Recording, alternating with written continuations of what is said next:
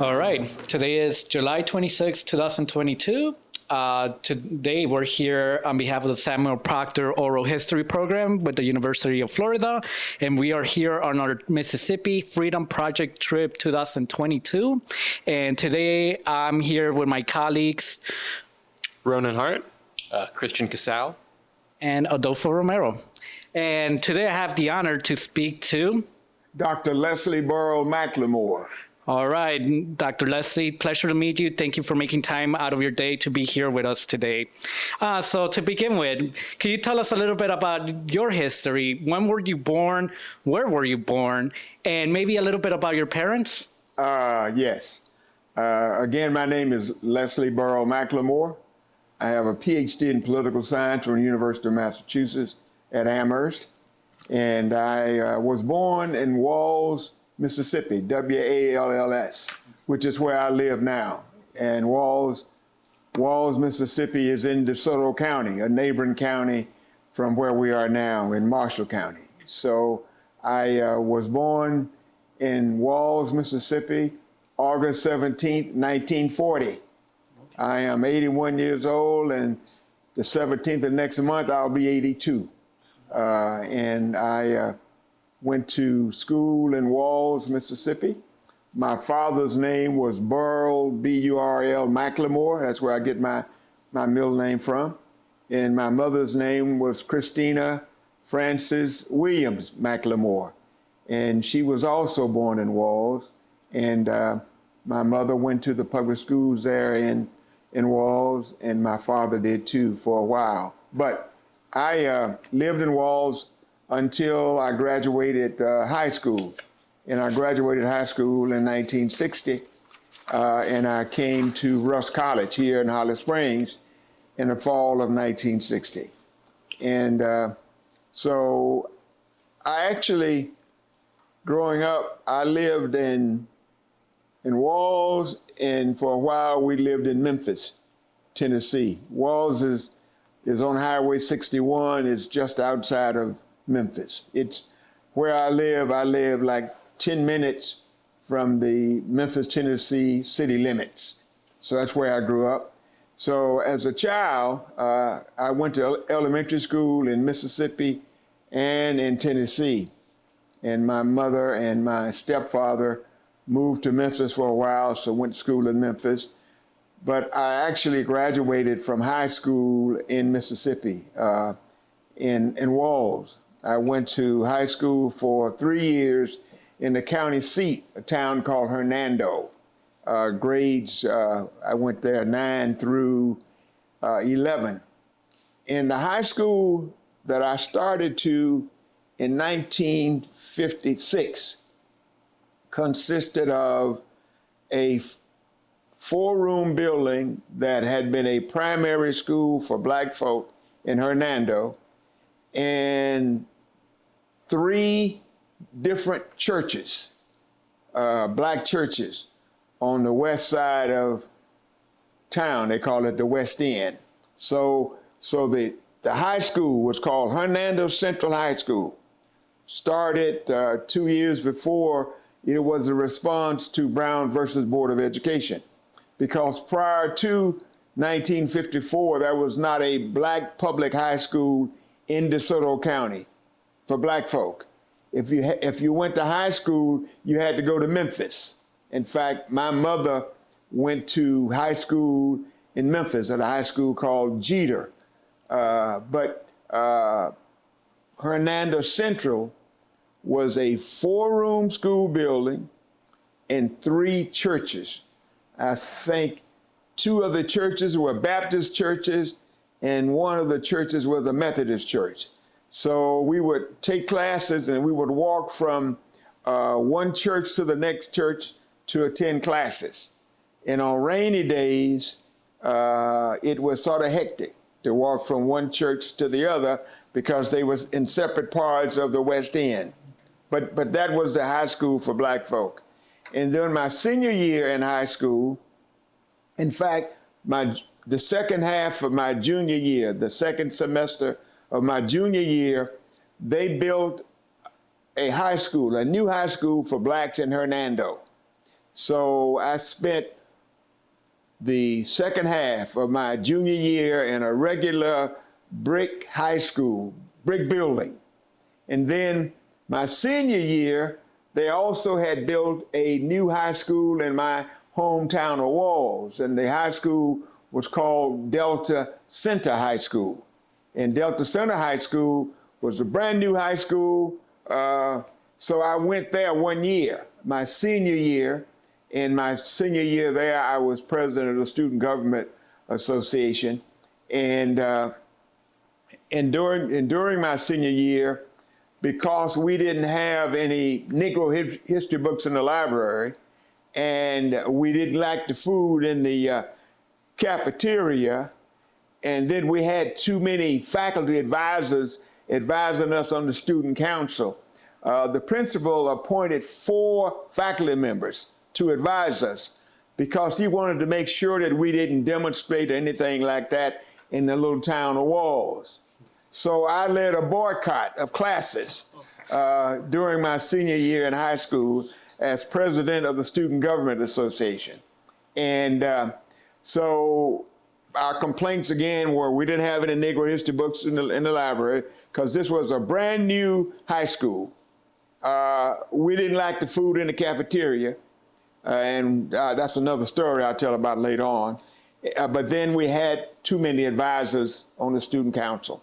So there were some concessions made by the principal. They reduced the number of faculty members from 4 to 2 faculty advisors for the Student Government Association. It was actually called a student council, but it was high school. And then they promised the food would be better. And what that really meant is that we could probably get a second helping of the beans or the greens or whatever they were serving. You know, we just wanted more food. When you 19, I was about 19 years old, very skinny, so I never got enough of any damn thing, right? So I ate a lot. So that was the Delta Center High School that I attended, and I graduated. I was a salutatorian. There was 3 salutatorians in my high school class. There was 1 valedictorian and 3 salutatorians, and the 3 salutatorians were 3 black guys, and the valedictorian was a black girl.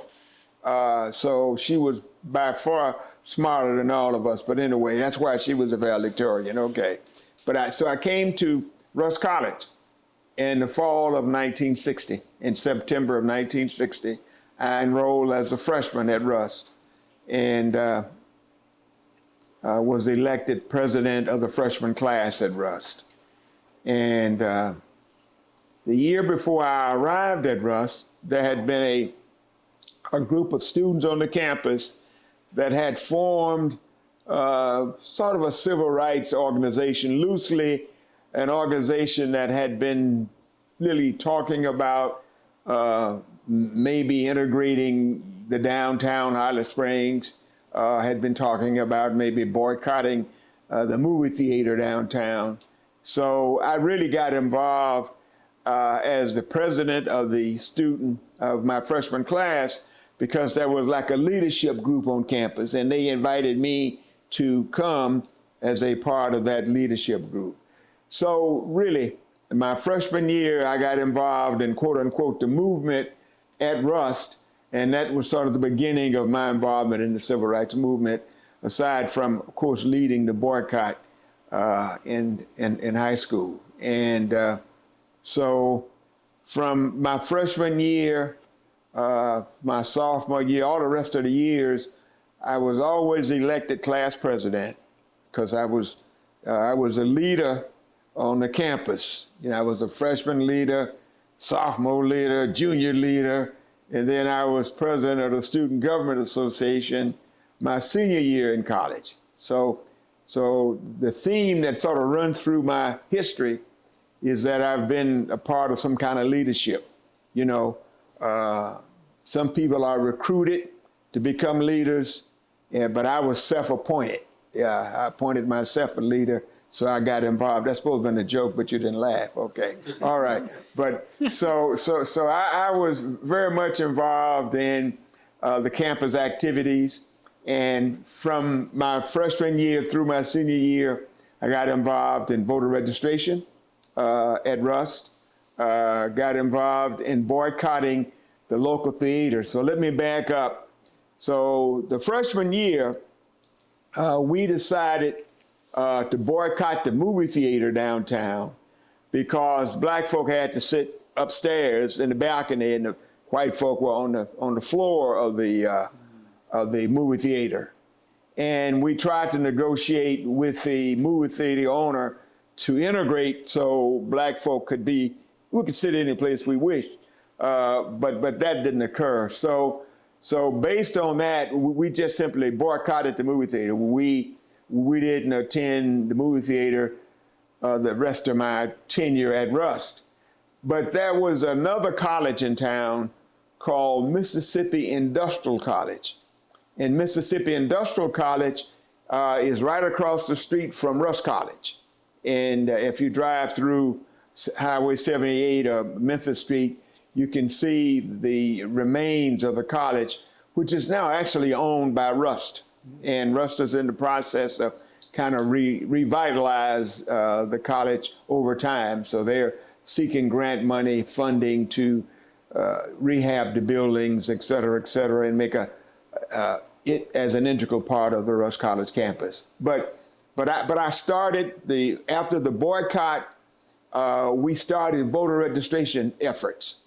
So in 1960 and 61, my cohort of students at Rust College were the first people to conduct voter registration efforts in Holly Springs. I mean, there hadn't really been before 60 and 61, there hadn't been any knocking on doors, canvassing in the community, trying to get people registered to vote. And that's what we did. And we had an informal advisor by the name of S.T. Nero, N-E-R-O. And Mr. Nero was a retired public school teacher. And he was president of the local chapter of the NAACP here in Holly Springs that had been established in 1953. But it was much more kind of underground organization.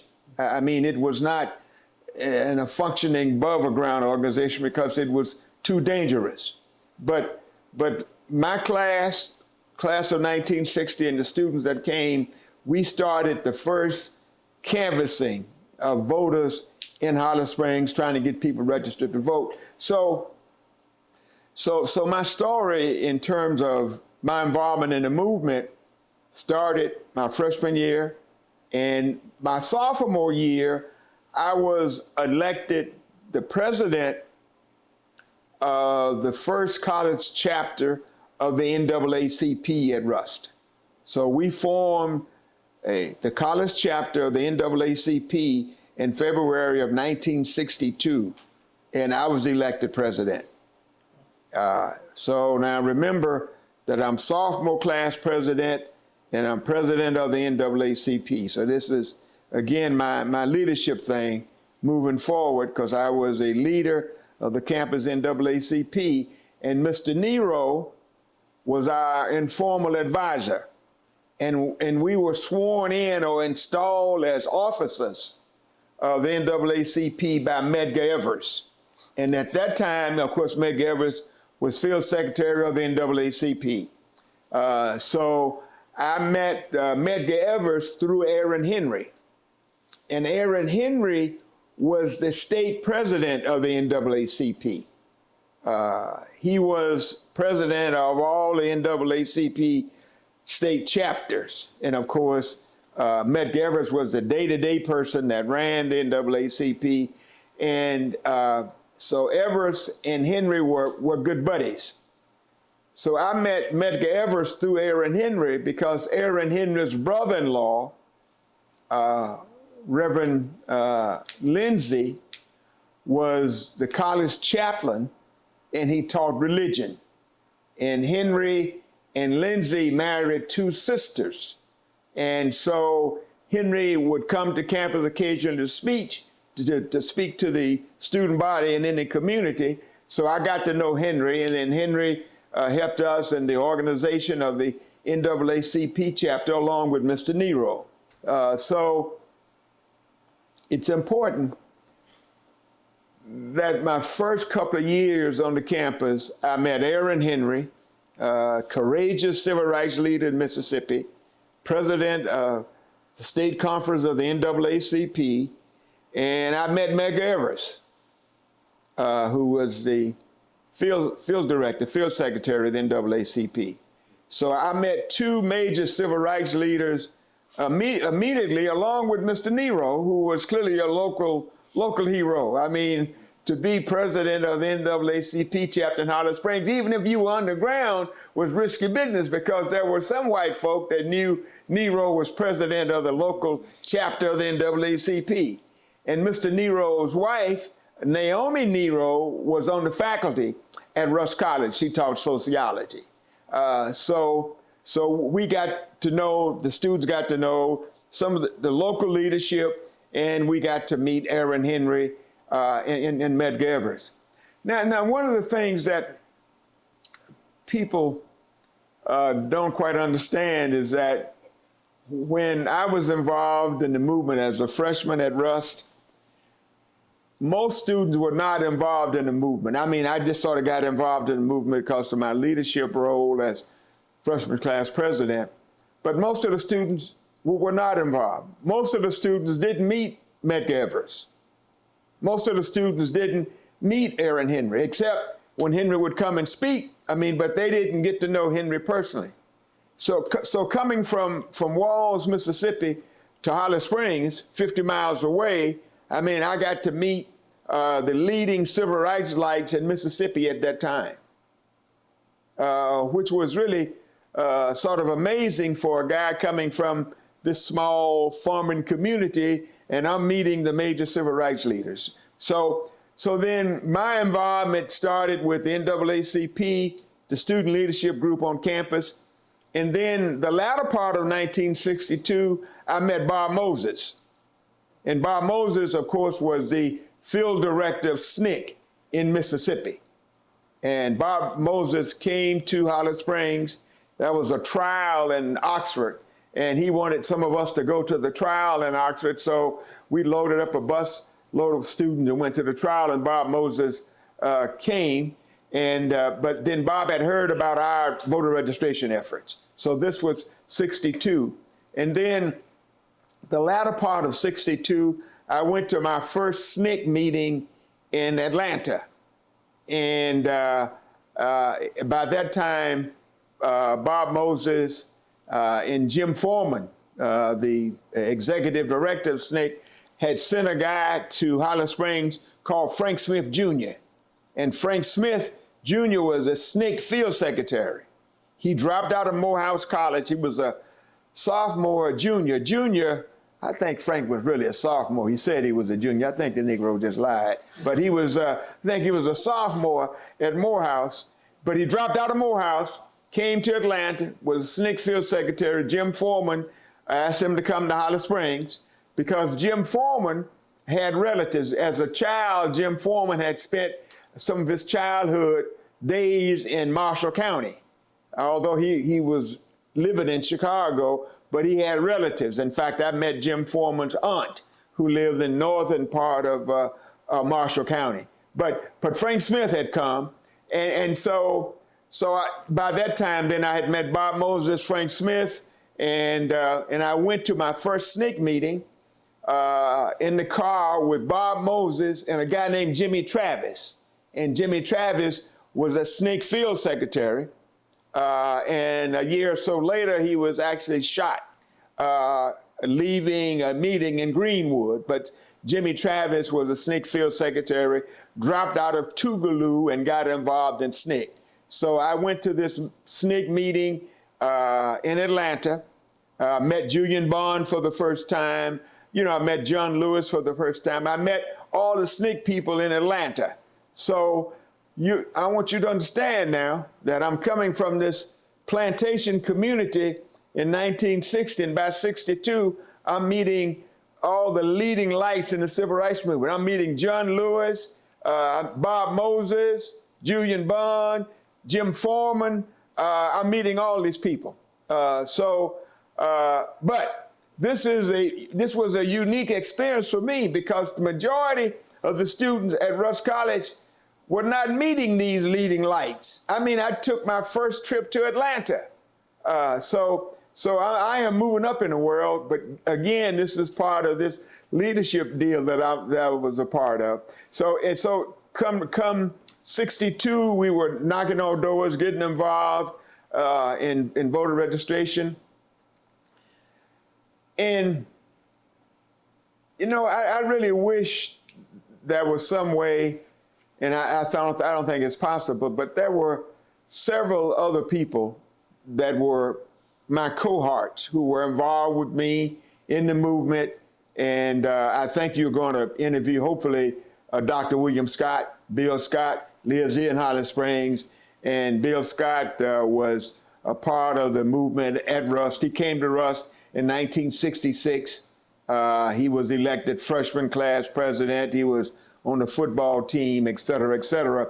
But Bill Scott, Johnny Harris, Raymond Davis were people, Rose Purdy were people who were involved in the movement with me, were the sort of the cohort, the leaders of the movement on campus. And most of these people are alive, but they don't live in Mississippi. Bill Scott is the only person who lives in Mississippi. Raymond Davis lives in North Carolina. Alfred Rankin lives in New York. People live in different places, but they were as much involved in the movement as I was at that particular time, because when I was knocking on doors with a guy named Lee Ferris Dilworth. Lee Ferris Dilworth is dead now, but Lee Ferris and I probably knocked on more doors together than anybody, because we were the committed ones. We were the faithful ones. I mean, we went out on a fairly regular basis after supper, and we would go and knock on doors and canvass in the town. So this was 1962. And then in the winter of 1963, several of us, including Raymond Davis and Johnny Harris and some of these people that I've mentioned, we were invited to go to a SCLC citizenship education workshop in Dorchester County, Georgia. So this was a workshop where they actually taught citizenship education. They taught you really how to canvass and conduct voter registration campaigns, because once we got to Georgia, we discovered we had been screwing it up big time. You know, we were not too scientific in what we were doing, but at least we were trying. So this was the winter of '63. And so we rode a bus from Amzie Moore's house. So I met in 1963, Amzie Moore, who was one of the vice presidents of the state NAACP, and who was a leading civil rights leader in Mississippi. But also I met Jim Bevel, and Jim Bevel was a part of SCLC, and I met Jim's wife, Diane. What was Diane's last name? Diane Nash. So I met Jim Bevel and Diane Nash at Amzie Moore's house in Cleveland, Mississippi. So we left on a bus from Cleveland, Mississippi to Dorchester County, Georgia. And on that bus in 1963 was Fannie Lou Hamer. So I met Fannie Lou Hamer on that bus in Cleveland, Mississippi. Didn't really have knowledge of the Fannie Lou Hamer story until we got to Georgia.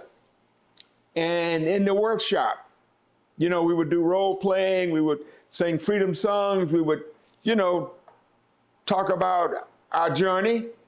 And Fannie Lou Hamer began to talk about her journey. I mean, my journey was fairly short and insignificant. You know, Fannie Lou Hamer clearly, I mean, this is really less than a year where she had been evicted from the Marlowe plantation, in Sunflower County in 1962. So she had been evicted from the Marlowe plantation and was on that bus with us, got to Georgia, and Fannie Lou Hamer began to sing and preach and tell her story. And so that was my introduction to Fannie Lou Hamer. And quite frankly, it sort of changed my life in terms of just sort of observing her, listening to her, getting to know her. And that was the beginning of my friendship with Mrs. Hamer.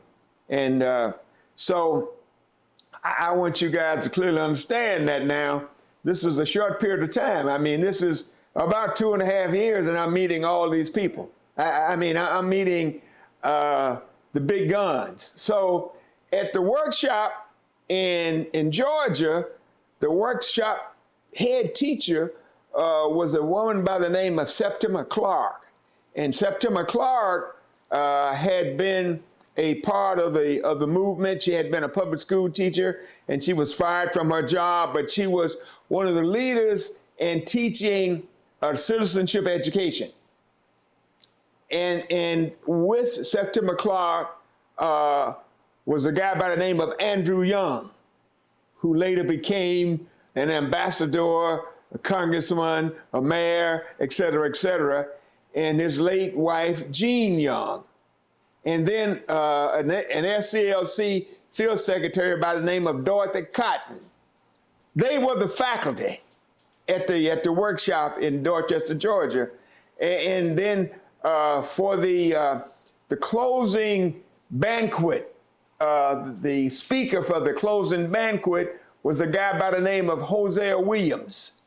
And Hosea Williams was in the process of leaving his government job, becoming a field secretary for SCLC along with Martin Luther King. So you can see I'm doing a lot of name dropping, but I'm meeting all of these people.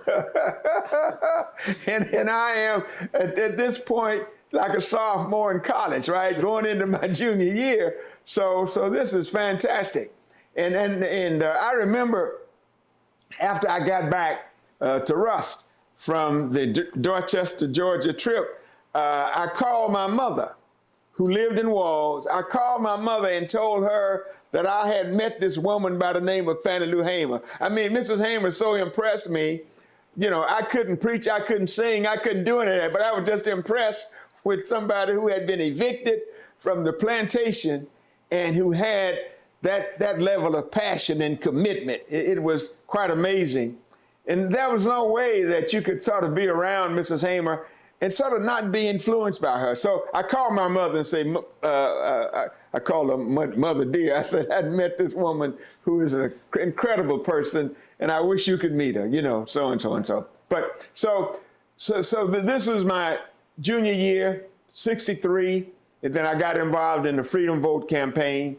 And, you know, the Freedom Vote campaign was this sort of Bob Moses idea, along with the SNCC people, of conducting the mock election for governor. And Aaron Henry ran for governor, and Ed King, Reverend Ed King, who was the chaplain at Tougaloo College, ran for lieutenant governor. And this mock election was done because Moses, the SNCC people, COFO was demonstrating to the country that black people really wanted to register and vote, because the good white citizens of Mississippi had been telling the world that black folk had no interest in voting in Mississippi. I mean, black folk didn't really wish to register and vote. So the mock election was held to demonstrate to the country and to the world, really, that if black people were given the opportunity, they would register and they would vote. So again, Aaron Henry ran for governor. He was still state president of the NAACP. Ed King was the chaplain at Tougaloo College. And they ran for governor. And they received more than 80,000 votes over a 2-3 day period of time. And the mock election really demonstrated that that if given the opportunity, that black folk would register and vote. So I was involved in the mock election. I took the ballot box. We had obviously a ballot box that was mobile, so I took the ballot box back to my hometown, the Walls, and obviously people voted for the first time in history. I went from house to house with some of my friends from Rust, and we knocked on doors and explained to them briefly what it was about, and they cast a ballot for Henry and King. And so, of course, you know, the Freedom Vote campaign laid the foundation for the development of the Mississippi Freedom Democratic Party. And, you know, the next year, in April of 1964, that was the founding meeting of the Freedom Democratic Party. And I was elected a member of the temporary executive committee for the Freedom Democratic Party in April of 1964. And of course, by then, I had met Ella Baker too, who was very much involved in the organizing efforts of the Freedom Democratic Party. And so in May of 1964, I graduated from Rust with a bachelor's degree in social science and economics, with the intention of going to law school. And so I left Rust, and so that summer I decided I was going to work, try to save some money so I could go to law school. I mean, that was my intentions. So I got a job working at this factory in Memphis. It was a factory where they were producing roofing for houses, and it was a tough job. And I worked on a conveyor belt. You know, it was a conveyor belt. You had to take the roofing off the belt and stack it up. And I probably weighed about 99 pounds, soaking in wet. I mean, that was a tough job. Then I got, out of the clear blue, I got a call from my friend Frank Smith Jr. And he said, "Mac, what are you doing?" I said, "Frank, man, I'm working in this damn factory in Memphis, and it's killing me." He said, "Do you want to come to D.C. and work with Ella Baker and the Freedom Democratic Party?" I said, "Hell yeah!" So I explained to my mother that I was getting out of Dodge, you know, that I was leaving Walls, going because I had been invited to join Frank Smith and Ella Baker and all these people in D.C. So it was end of May, 1st of June. It was really the end of May. You know, 1st of June, I caught a Greyhound bus from Memphis to Manhattan. So that was my first trip to New York, and I rode the Greyhound bus. And we must have changed buses 3 or 4 times. But man, let me tell you, riding a bus for that long period of time, it does something to your bottom. I mean, my bottom was dead by the time I got to New York. But I arrived in New York at the apartment of Ella Baker. So I spent a couple of nights in Manhattan. Was absolutely amazed because, you know, they never turned the lights out in Manhattan, you know. So it was amazing. But I met Mrs. Baker then. So gradually, we moved down to D.C., set up the office. Miss Baker was in charge of the office. So I was working with Frank Smith Jr., a guy named Walter Tillow, Ella Holmes Norton, who later became, you know, a congressperson, representatives from D.C., and several other people. And then later, a guy by the name of Charles Sherrod, who was a SNCC field secretary working in Southwest Georgia, in Albany, Georgia, Reverend Sherrod, who still lives, in fact, in Albany, Georgia. And so we became like the core staff, and we were the lobbying arm for the Freedom Democratic Party. So we did lobbying on Capitol Hill. Frank Smith did most of the traveling to the different state conventions of Democrats trying to convince those state Democratic parties to support the Freedom Democratic Party at Atlantic City. So during that summer, from June until August, I lived in Washington, D.C. and Atlantic City, New Jersey. So my job sort of became what I guess in today's terms would become like an advanced person. I went to D.C., from D.C. to Atlantic City along with Charles Sherrod most of the time. And we sort of laid the foundation for the coming of the Freedom Democratic Party delegation. So between June and August, Mrs. Hamer came to Atlantic City to speak.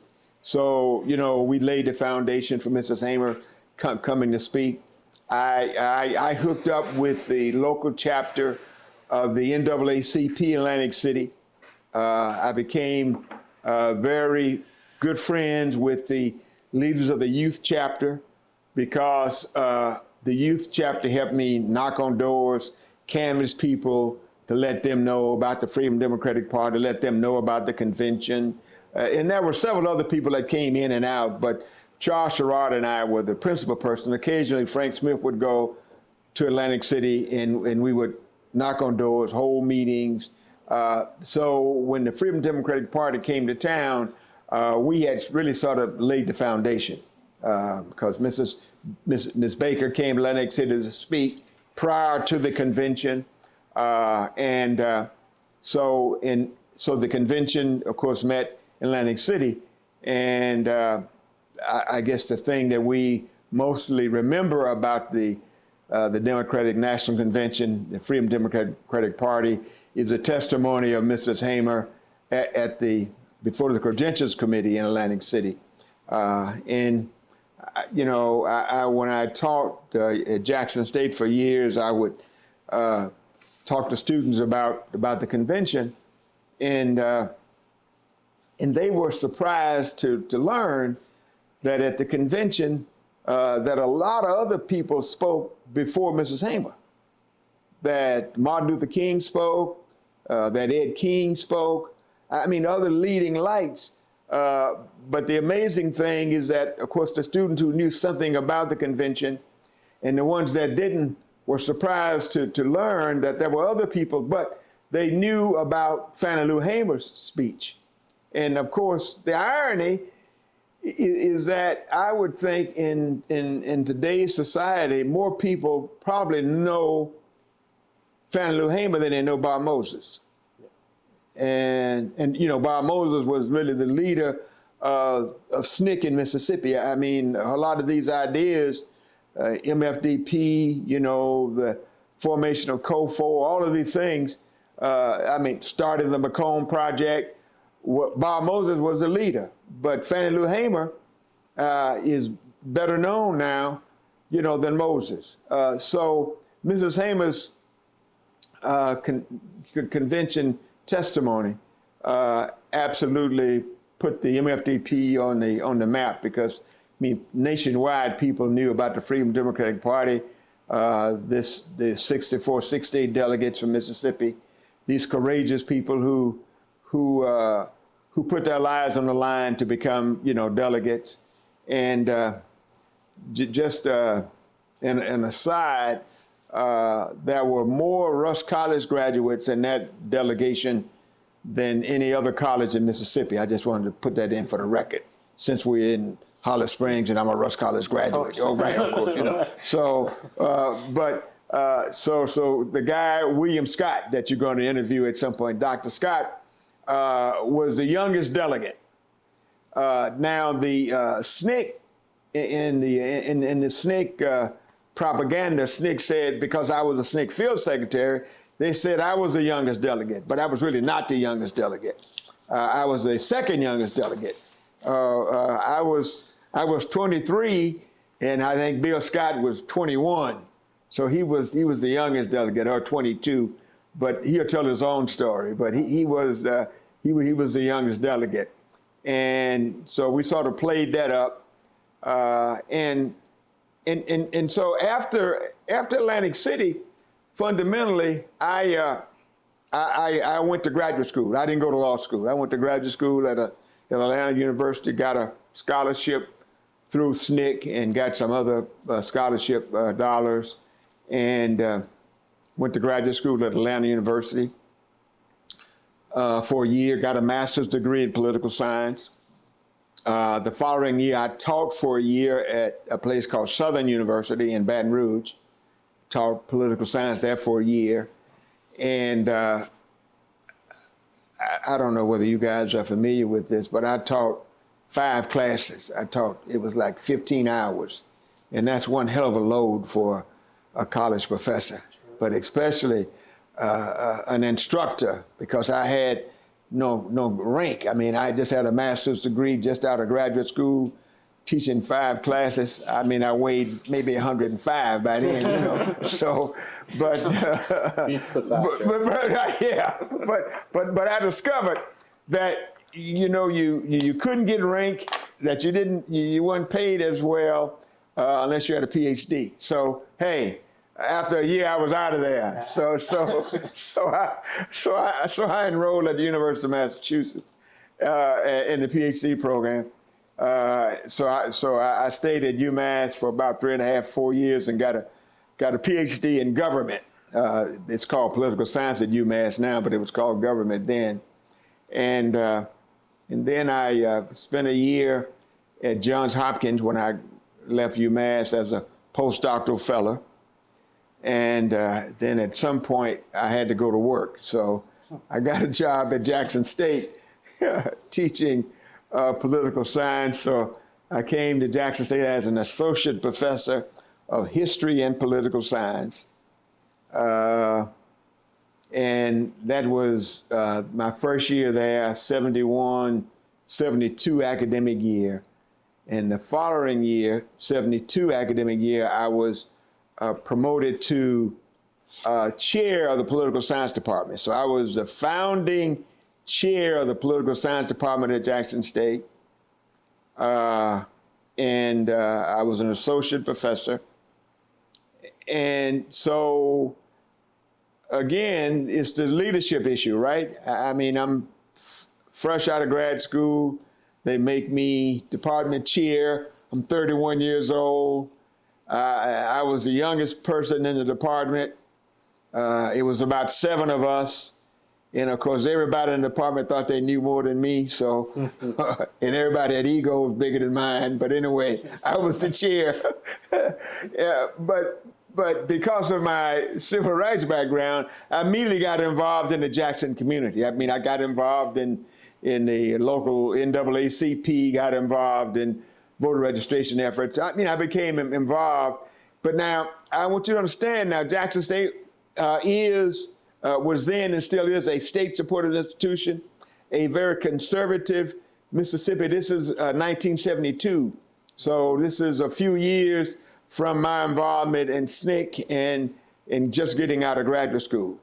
But Jackson State had the first separate political science department for any black institution in Mississippi. And I was the chair. The rest of the departments were history and political science, which is what we had been before 1972. So the same thing was at Rust, it was history, it was social science actually.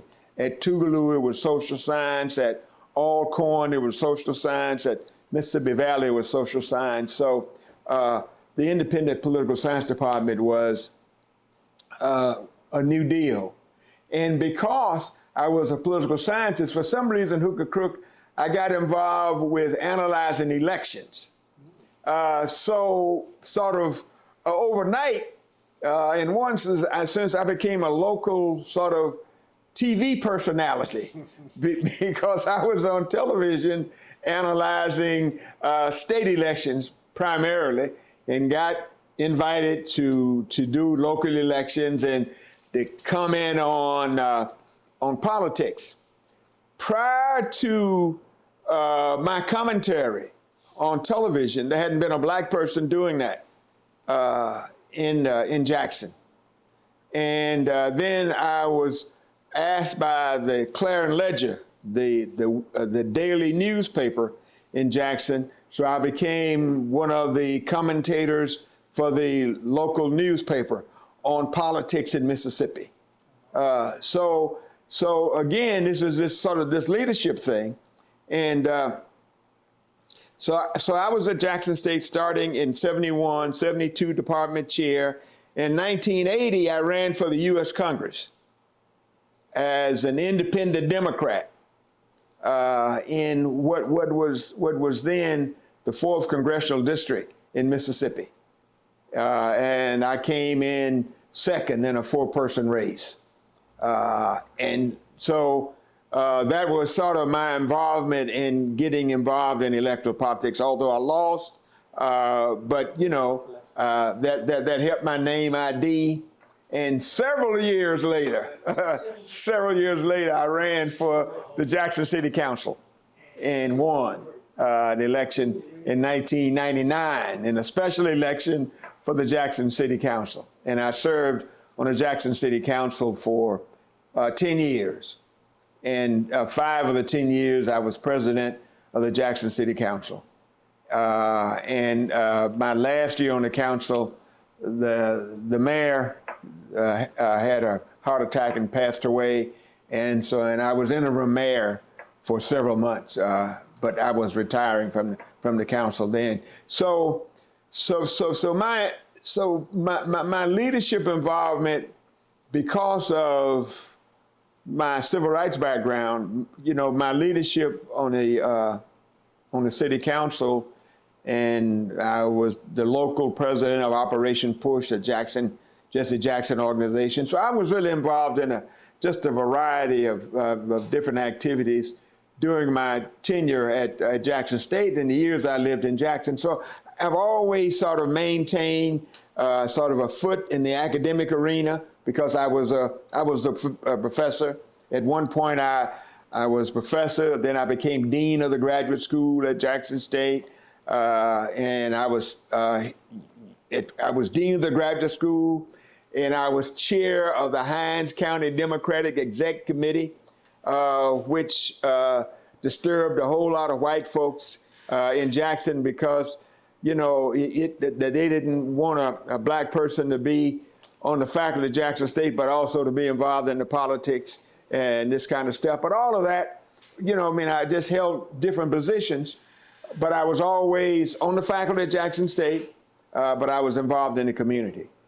So I retired from the Jackson City Council in 2010, and 2 years later, after I retired, 6 months later, I was asked to be interim president of Jackson State. So just for the record, I'm the only person in the history of Jackson who was the interim mayor of the city and the interim president of Jackson State University.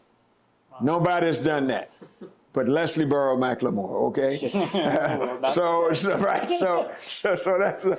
that's a part of my leadership journey. So you can see from starting in Walls, well, I didn't tell you this, but I was also president of my 9th grade class, you know, in high school too. See, right? Okay. So that's a part of it.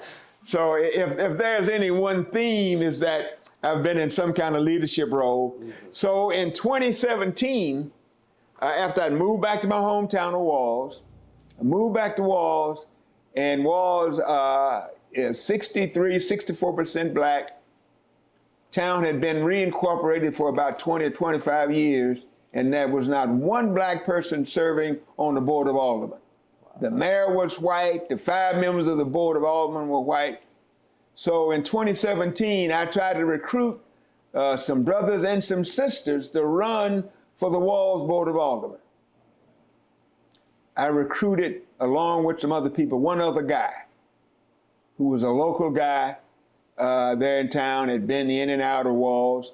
So I said, I just can't let this guy get on this council on the board by himself. So I ran with him in 2017. So a guy by the name of Calvin Farmer and I were the first blacks to serve ever on the Walls Board of Aldermen, starting in 2017. So currently, at the ripe young age of 81, I'm a member of the Walls Board of Aldermen. So I'm still maintaining my leadership posture. So we meet twice per month, and I'm the vice mayor of the town. Yeah. Bill Scott, you'll be hearing in a minute. Bill Scott is the guy that I was talking about. Y'all, he's going to tell this story. Yeah. Okay. Absolutely. Yeah. I told him you were being interviewed. Oh, okay, good. If there are some questions, I'll respond to those, but that's about my journey. Oh, and let me tell you, I'm married to a lawyer, and I wouldn't advise you. Yeah. Okay, all right, okay. I'm just saying, okay. All right. Are any of you married to a lawyer? No. Oh, okay, all right, good, okay. All right, I'm married to a lawyer. I have a son who's 37 years old. He lives in a place called Marietta, Georgia. He's a lawyer. And I have one grandchild that's 6 years old. She'll be 7 years old the 31st of the month. And I have a second grandchild who is 3 years old. And so I have one son, daughter-in-law, one wife, two grandkids. And I'm proud of my grandkids. Yeah, absolutely. You instill great values into them. Yes, absolutely. And I'm trying to, so that's why I want to make sure y'all send me a copy of this so I can give a copy to them. So when I'm gone, meeting the ancestors, they can say, oh God, there's granddaddy, Yeah, so, which is a good deal. Yeah. I wanted to ask about your time in college. As young activists, you're very involved. Were there a lot of many disagreements among young Black people about the strategies or philosophies to resist and overcome and achieve what you wanted to achieve? Not really. I mean, we didn't really have any great debates about strategy and philosophy, because during my years at Rust, there were very few of us involved in the movement. I mean, it was. I had an unusual experience at Rust College. I mean, there are very few. William Scott had a great experience. But, my first trip to Chicago, my first introduction, I met clearly all of the leading lights in the civil rights movement. The average Rust student didn't have that experience. So we had discussions on the dorm with some of the students who used excuses for being involved in the movement. And the ongoing excuse was that, I can't be nonviolent. I mean, I can't turn my cheek. But that was a way of saying they were just scared. They really didn't want to knock on doors in Holly Springs, and they didn't want to take people to the courthouse in Mr. Nero's car and get threatening phone calls, or get, confronted by Snick Ash, the county sheriff at the courthouse. I mean, they didn't want to run the gamut of those experiences, but so, I had classes with some of my lifelong friends. In fact, one of my college roommates who lives in a place called Blue Springs, Mississippi, between here and New Albany. Great guy. We were roommates. We went out together, drank liquor together, but he never got involved in the movement. He said he was from Memphis, but he was actually from Blue Springs, Mississippi, and I didn't know he was from Mississippi until we graduated. Because what he was saying, this is not my fight. I'm from Tennessee. Okay, all right. Bull crap. But anyway, so we really didn't have, it was just, most of the discussions was about people coming up with excuses. But you see, when you sort of involved in the movement, you sort of involved with the people that you're associated with. That's your circle of friends. It's sort of like being involved in a political campaign. Have any of you been involved in a political campaign at all? There's nothing like being involved in a political campaign, because the political campaign, that's your life. If you're really involved, that's it. And so all the naysayers, you're uninvolved with the naysayers. You're sort of involved with the people that's close to you. So you are sort of reinforcing each other's biases. We're doing a great job. We're knocking on doors. We're getting people registered to vote. So and so and so and so. So when I meet people in Holly Springs now, you know, the elected officials, I tell them, because they don't know that history, I tell them that you are an elected official because we knocked on doors years and years ago laying the foundation for you. There was a guy by the name of Eddie Smith, who was the first black member of the Board of Aldermen and since Reconstruction, and the first black mayor in this town. But when I came to Rush College, he was director of public relations for the college. And I remind people now who are in elected office that these Rush College students, we laid the foundation for all of the folk elected in Holly Springs. Now, of course, that's a big jump, you know, but anyway, I mean, it sounds pretty damn good. But we did knock on doors when people had not been knocking on doors before we started knocking on doors in the early 60s, yeah. So you keep finding yourself in these leadership positions, and I'm curious what qualities you think you have that puts you in these positions. What are the qualities that made you a capable leader in these situations? Well, I think primarily because I was influenced by my grandfather and my mother. My grandfather was the male role model in my life. And in the town of Walls, my hometown, when black people needed help, he was the person that they conferred with. If they needed to get out of jail for some reason or another, or they needed to borrow money, or they needed a ride to the hospital, he would loan money at 25 cents on the dollar.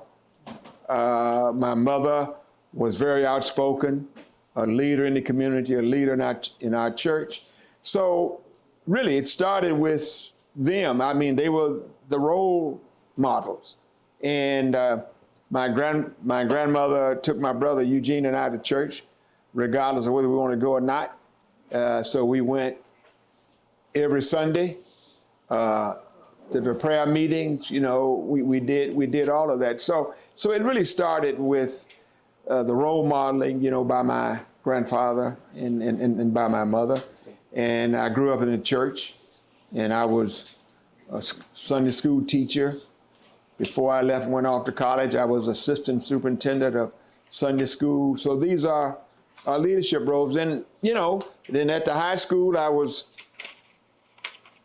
president of the freshman class, president of the sophomore class. So it really started, but so my grandfather, my mother, and growing up in that church, that gave me, you know, responsibilities, allowed me to have the opportunity to be involved, you know, as a spokesperson. And the other thing too is that I, through high school and college, I had a tremendous stutter. I mean, I had a tremendous stutter. And I like Rush College because there's no place probably in the world that they would elect a guy with a stutter as freshman class president, sophomore class president, junior class president, president of the Student Government Association, with a stutter. And when I went off to graduate school, you know, the stutter got, you know, increasingly I could not stutter as much, but now I can speak most of the time without the stutter. You know, occasionally it comes handy. You know, I mean, if you're thinking about something, you can stutter a little bit, then it'll come to you. But it was, and the other thing too, is that in my church, you had to give speeches. You had to give a Children's Day speech, an Easter speech, or whatever the occasion was, you had to give a speech. And the amazing thing is that if you have a stutter, you can speak without the stutter. And my grandmother and my mother and grandfather understood that I had the stutter, but they still said, you're gonna give the damn speech. So I would give the speeches. So growing up in that church, I was accustomed to giving speeches. So when I got to high school, I was accustomed to giving speeches, although I had to stutter. But when I spoke, I didn't stutter. And I can't quite explain that, but that was just a fact of life. And so I've had a lot of practice at this, right? So starting back then, the more you practice, sort of the better you get at it. And so the ability to speak and to speak without notes, and that's something that I learned because I couldn't read very well from the page and speak, so I would outline things in my head. So when I would give my class speech or my organizational speech, I had 2 or 3 points in mind, and so I would speak from those points. And then when I was here, we had a great guy who was president of the college. His name was Ernest A. Smith. And Ernie was one of the greatest orators that you never ever heard of. And that guy could really speak. And I tried to pattern later years because he spoke without a text. He would write 2 or 3 points down on a piece of paper, pull them out of his pocket, and I guess he could speak for days if he wanted to, but he had those 2 or 3 points. And he was a good role model for a lot of us. But he was the president of the college, and so he influenced a lot of us. He was a Methodist preacher, came from a church in San Antonio, Texas, and they appointed him president of us college. So he was president, when I got here. So just think about it. I was very fortunate. I had Ernie Smith, I met Mr. Nero, I met Bob Moses, I met Fannie Lou Hamer. I just think. And the average student didn't meet all of these people. Mm-hmm. That's the point that I'm trying to make. And the average student from Rust was not involved in all of these activities. But Rust afforded me the opportunity to do all of these things. So y'all should know that I am a paid up member of the Alumni Association. Yeah. All right. Yeah. Okay. I do have a question. This goes back. Okay. This goes back to 1960. Okay. During your voter registration days. Yes. When you would actually go out there and knock at the doors, there was obviously a lack of voting within the Black community. Yes. How did the community felt when you knocked at the door? They're like, I don't want to vote. I feel uncomfortable. What were the reactions at that point? Well, you described it. It's. My name is Leslie McLemore, I'm from Rust College, and I'm here to talk to you about voting. Have you voted before? Of course, the answer would be no.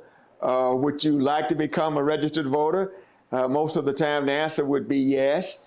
And then sometime it would be, well, that's white folks' business, so I don't want to engage in that. But that was a spiel. And then, what we would say, in order to be a first-class citizen, you have to be a registered voter. That if you are not a registered voter, you're not a first-class citizen. And so that was the line that we used. So we would knock on doors, and then Mr. Nero, God bless him, would let us use his car to take people down to the county courthouse to register. And I told you that when we first started out, we didn't exactly know what we were doing. It wasn't as scientific, but when we went to Georgia to that workshop, we learned better in terms of how to talk to people. The dialogue got a bit more sophisticated, but it was this one guy that told me, because I'd come by the house, sat on the front porch on the swing. In the swing, we'd talk. He was a World War II veteran, and we'd talk about, I was a history buff, so we'd talk about, but he would say, McLemore, Leslie, come Wednesday at 11 o'clock and pick me up, and we'll go to the courthouse. And I'd come Wednesday, Mr. Nero's car, Reverend Whitley's car, and he would not be there.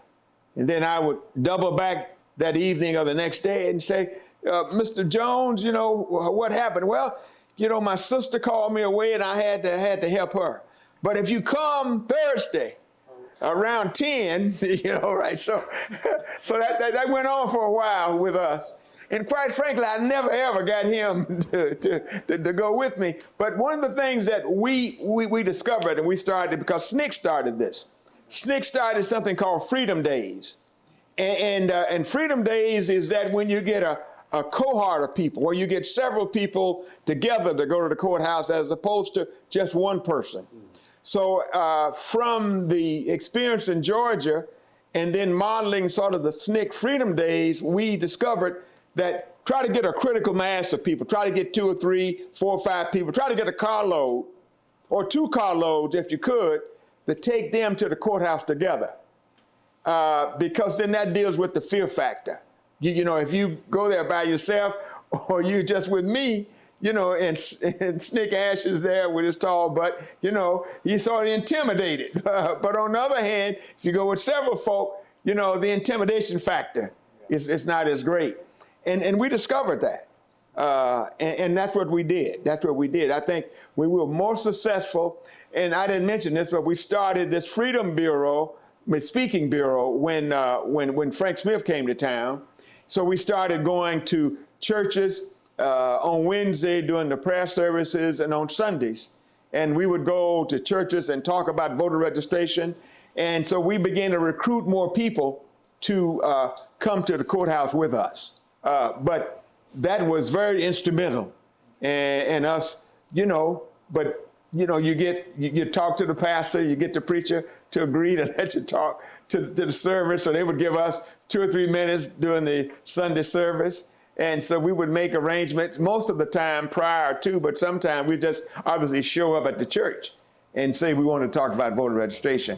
But we just, there was safety in numbers. So that's something that we learned. So Yeah. you think that was a good strategy to do it at the church as well, to get those votes coming in? Oh, God. That Oh, was yeah. I mean, you know, talking about, because see, one of the things that we learned in Georgia is to do role playing. So we would do the role playing, but also we would fill out the registration form. We would go, and that was really what made a difference. We would go through the process because there was the big question on the form was interpret a section of the Mississippi Constitution to the satisfaction of the register. So we would go over some of the areas of the state constitution that we know that they would often ask. And so it was really citizenship education is what we were doing. And we were doing that. And so that really made a difference. So once we started to go over the form with the people, they became much more conversant. And of course, over time, people did pass the test. But so, you know, I was sort of being facetious, but in a very real sense, before the coming of Larry and SNCC, I mean, there were a group of us here who were registering people to vote. You know, and that really made a difference. And we started to use the form, go over the form with the people, and they became more comfortable with, you know, the process. And that's how we were able. And then, you know, once a neighbor registered and a friend registered, it was good to have a reference point, you know, to say to Mr. Jones or Miss Jones, you know, so-and-so and so registered, you know, you can do it too, you know, so, yeah. I want to bring it back a little bit to Holly Springs. Okay. And can you tell us a little bit, how was it during the time of the civil rights movement? I mean, Rush College played a big factor into all this, such as what you're saying with voting registration and other movements. Can you tell us a little bit about that? Well, you know, we had Rush College, Yeah. and we had Mississippi Industrial College. Okay.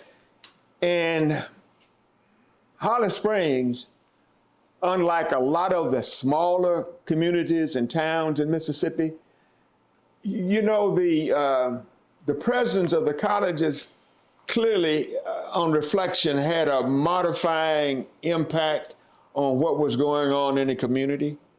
I mean, there were racists, obviously a lot of racists. We boycotted the theater, Now, the Rush students primarily boycotted the theater, but the president of Mississippi Industrial College had a different mindset, and his students, a number of his students still attended the theater.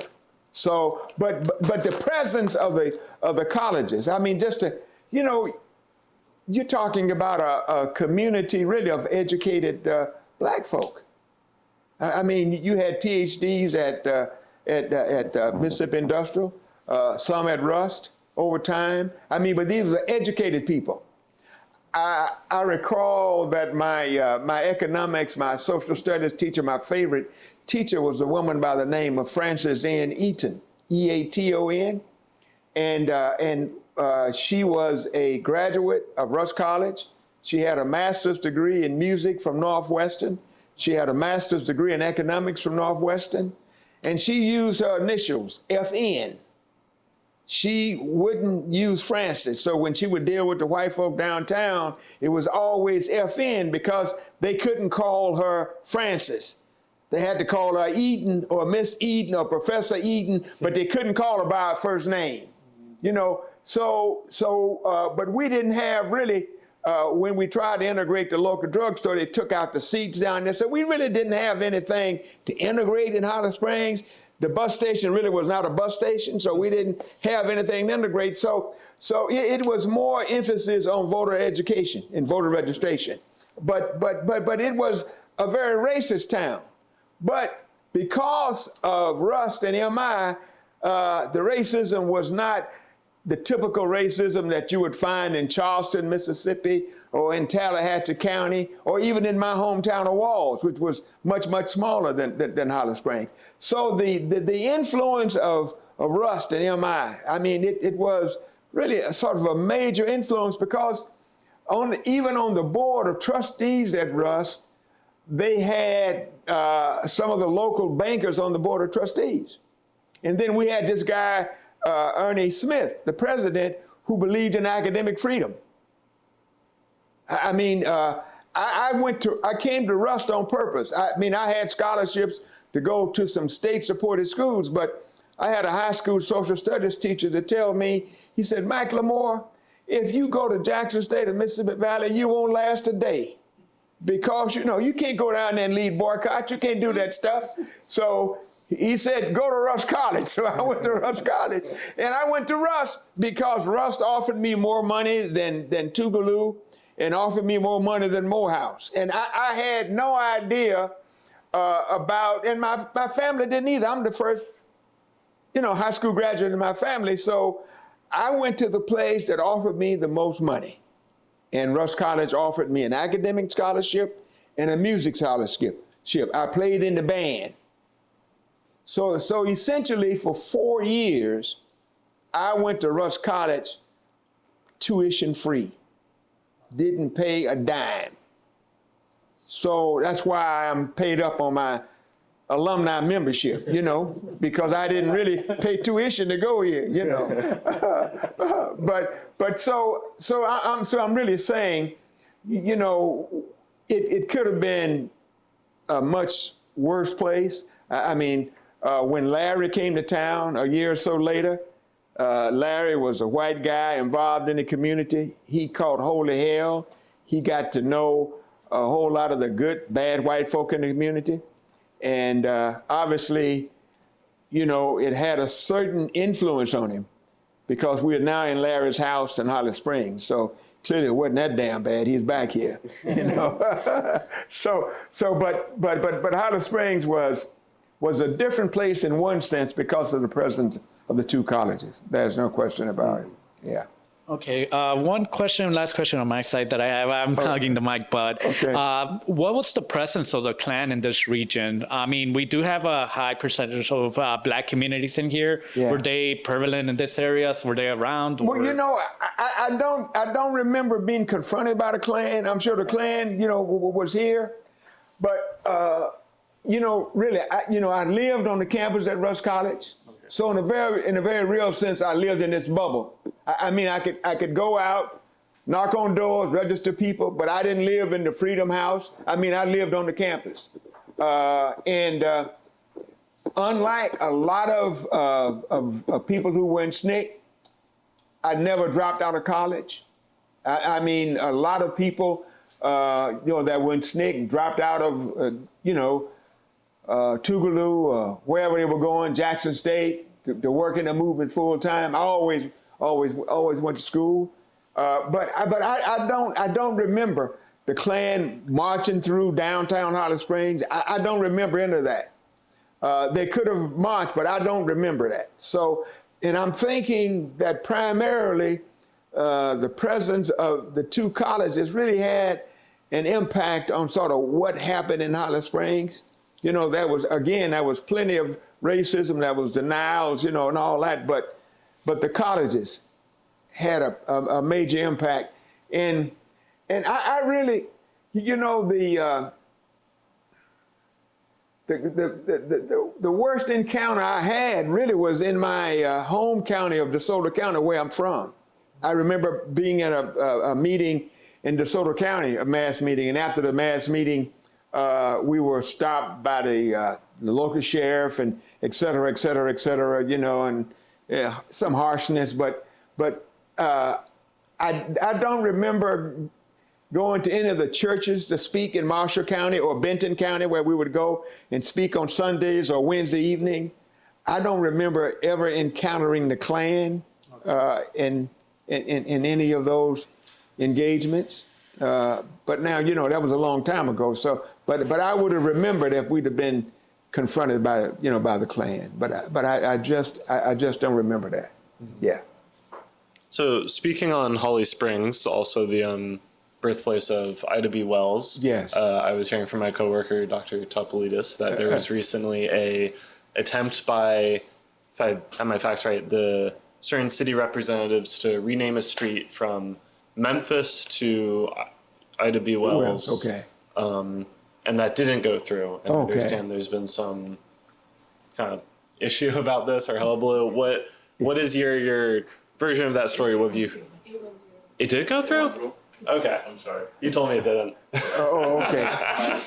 Okay. I don't know. Victory. Do you want to brag? Yeah. Well, in my hometown, the school, Delta Center High School, was in front of the school.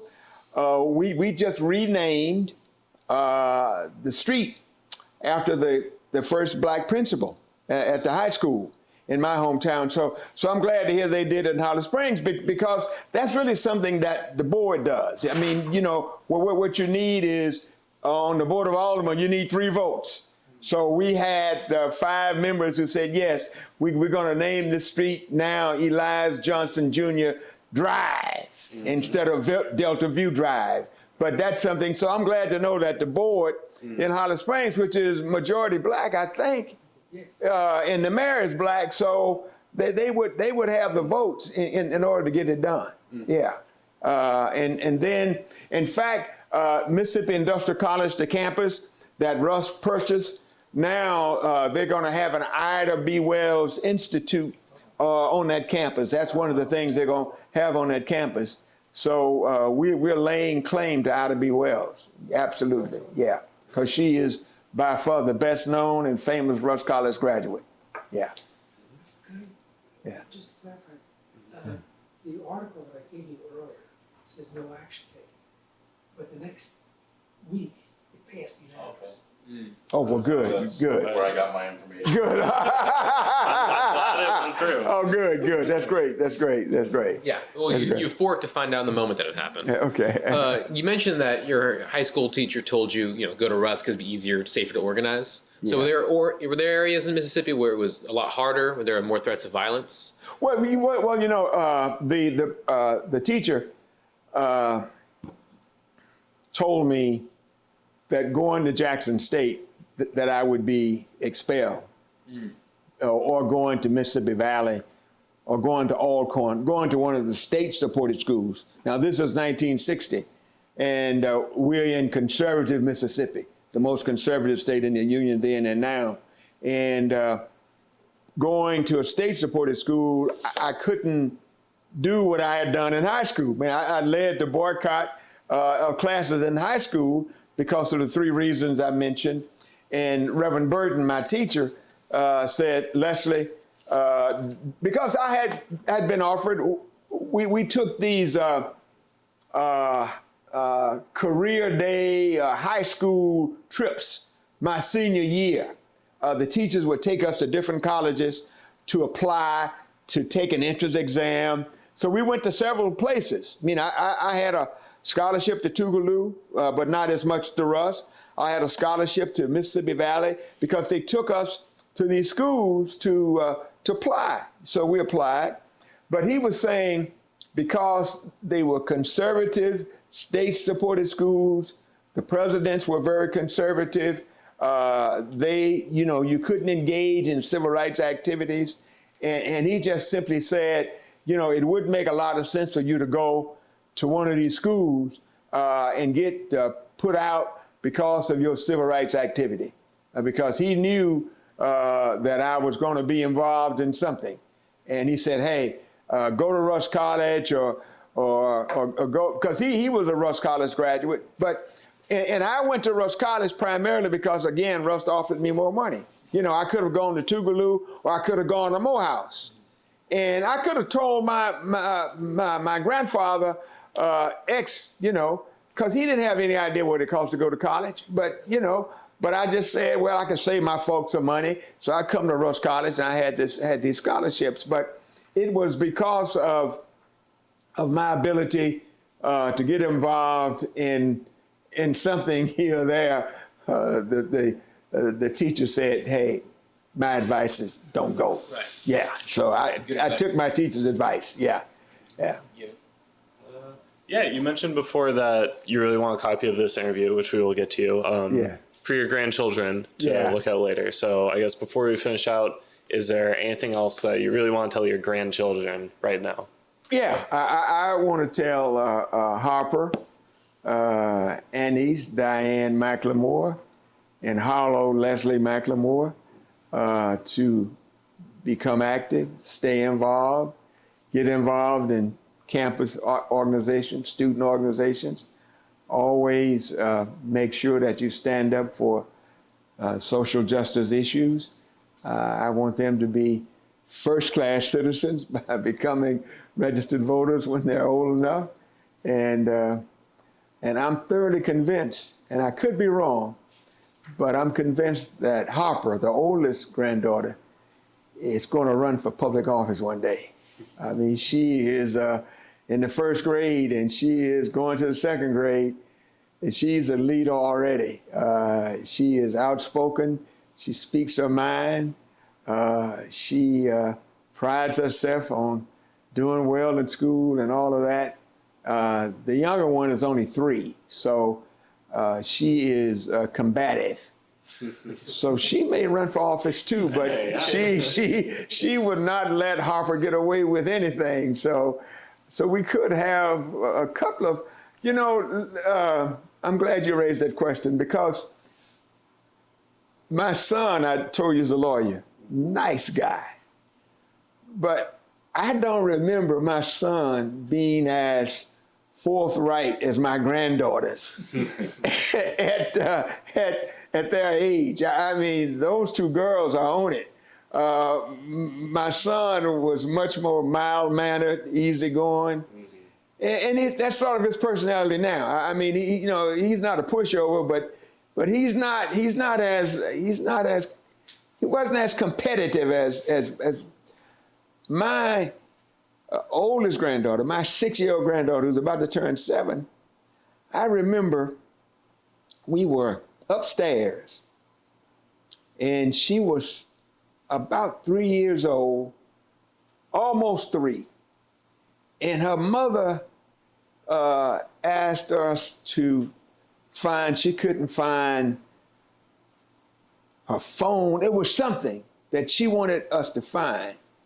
And she said, will you go downstairs and see if you can find the phone? For some reason, she couldn't go.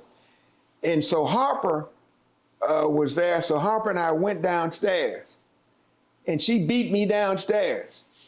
You know what she told me? She said, I wanted to beat you. So I wanted to find the phone first. And this girl is not quite 3 years old telling me that. I said, I'll be damned. I said, yeah, she's really gonna be competitive. And that's something, I don't remember my son ever being that competitive, you know. But so I'm sure there's public service is in her future. I'm convinced. Yeah. Yeah. Well, while we're on family, I just like to ask this. Can you tell the story of how you met your wife? Yeah. I was in Washington, D.C. at a meeting of the Congressional Black Caucus. In my job at Jackson State, by then I was dean of the graduate school. And a part of the deanship was I was director of research. And director of research means you have to find research dollars for the university. And part of it was that I had to go to Washington to meet with the Mississippi congressional delegation to urge them to support certain programs at the university. And I went to this dance, this party, this reception. And I was at the reception, and I saw this attractive young lady across the way, and I went over, and I just, by chance, she was with a young lady that I knew, in fact, a woman who's a Russ graduate.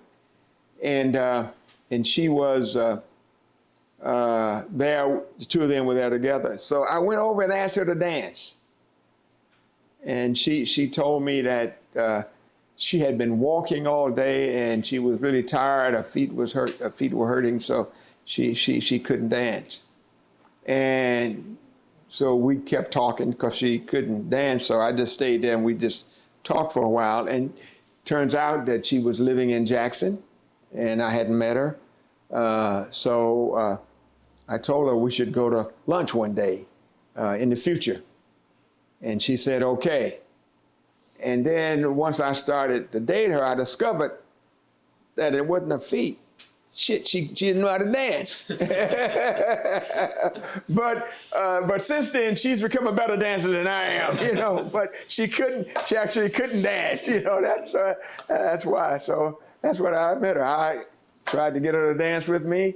She said no, her feet was hurting, and kept talking to her, invited her to lunch in Jackson, and she eventually went to lunch with me.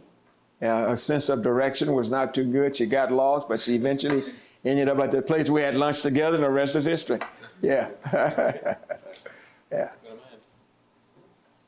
Dr. McLemore, thank you so much. Okay, you're welcome. Thank you. Enjoyed it. Yeah. Yeah. Okay.